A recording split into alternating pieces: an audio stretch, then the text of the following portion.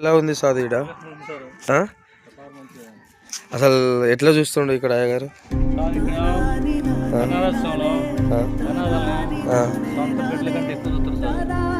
మా సారు అసలు ఈ మారత హోమం ఎలా చూస్తుంది? కూరలు అన్నాలు ఎలా ఉంటాయి? మరి అయిపోతే అయిపోయింది అంటారా? అడిగి మరి వేస్తారా?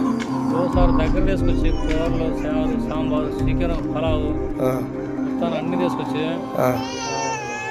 మంచంలో కూర్చొని తింటున్నాం సార్. వాళ్ళ దగ్గర తీసుకొచ్చి వేసుకొని బతిలాడి వేస్తాడు సార్. వేసుకోమని బతిలాడి వేసుకుంటారు సార్. ఆయమ్మలు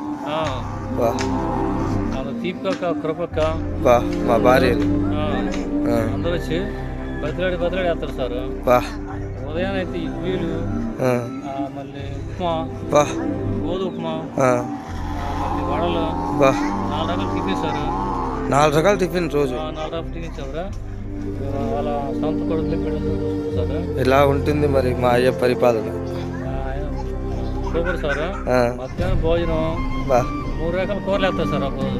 ఒక్కొక్క రోజు 3 రకాల కూరలు వేస్తారు సార్. సాంబార్ కూడా బాగుంటుంది సార్. రసం కూడా సార్. చికెన్తో వేస్తారా? చికెన్ కూడా సార్.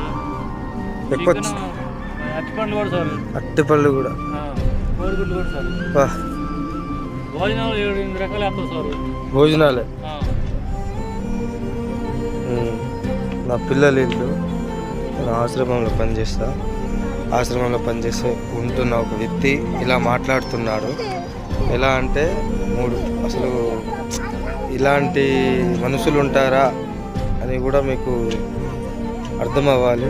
అంత మంచిగా చూసుకుంటున్న మారత హోమం నడుపుతున్న మా సామ్సంగ్ అయ్యగారు కాలం సంతోషంగా ఉండాలని దేవుడికి ప్రార్థిస్తున్నాను.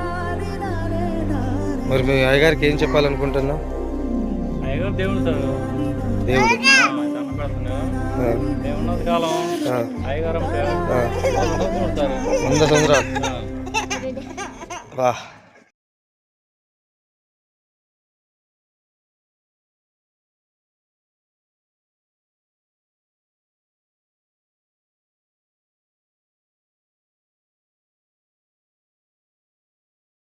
ఎలా ఉంది సార్ ఈడ? అసలు ఎట్లా చూస్తుండు ఇక్కడ అయ్యగారు?